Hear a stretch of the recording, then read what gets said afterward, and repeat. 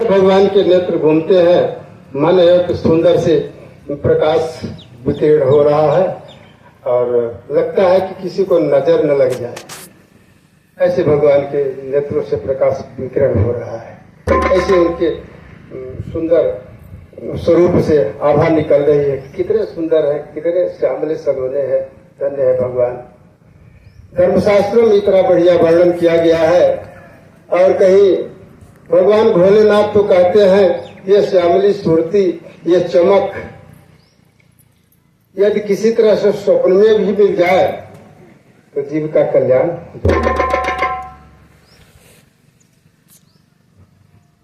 रूप सकै नहीं कहीं श्रुति शेषा, सो जाने जे सपने देखा। भगवान के स्वरूप को वेद वेदांग शेषनाग भगवान जिनके हजारों फण हैं, हजारों मुख हैं, वो नहीं वर्णन करते। शारद सरस्वती जी, शेषनाग, शारद शेष महेश, भगवान भोलेनाथ भी कहते हैं कि मैं भी तो इनके स्वरूप की छटा का वर्णन नहीं कर पा रहा हूँ भैया। मानस तो बनाया लेकिन मैं इनका संपूर्ण सुंदर सा चरित्र चित्रण बाल लीला, इनकी लीलाएं मैं उतना वर्णित कर नहीं पाया हूँ, क्योंकि मुझको जितना मालूम था उतना मैंने किया। इससे आगे और भी है इनकी सुंदरता, अकथनीय है, अनिर्वचनीय है। रूप सका नहीं कह श्रुति शेषा। हाँ, वो व्यक्ति कुछ बता सकता है, कुछ वर्णन कर सकता है। एक ऐसा व्यक्ति है जिन्होंने भगवान को स्वप्न में भी देखा होगा। अच्छा, हम लोग इतने वर्ष के हो गए पूजा करते, बाल्यकाल से लेकर के लगभग 70-80 वर्ष में हम लोग पहुंच गए। कभी भगवान का स्वप्न दिखाई दिया है सच्चे हृदय से? किसी को दिखाए तो हाथ उठाएंगे मेरे भैया, धन्यवाद। कम से कम इतनी बड़ी सभा में है कि व्यक्ति को तो भगवान स्वप्न में मिले। हाँ?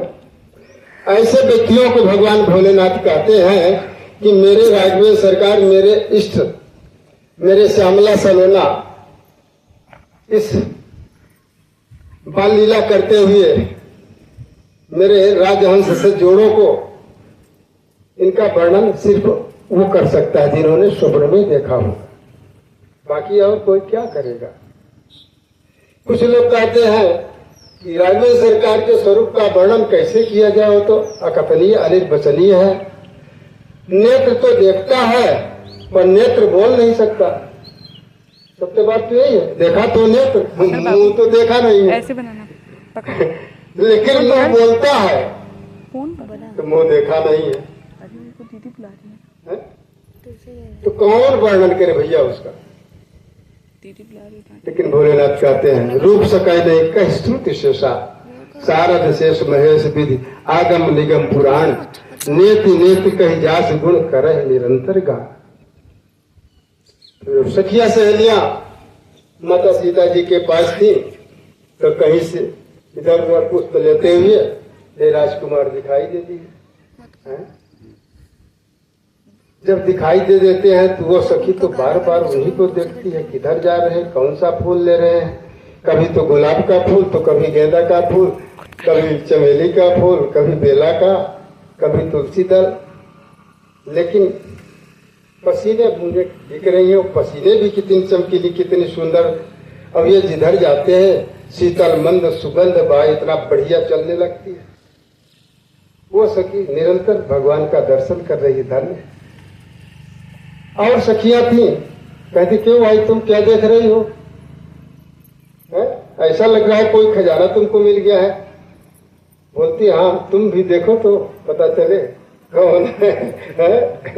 ये वो देखती है तो वो भी देखती ही रह जाती है, कोई किसी को बता नहीं पाता है। जैसे भौरा जब पुष्प के पराग को पीने लगता है तो किसको बताएगा भैया, किसको फुर्सत है?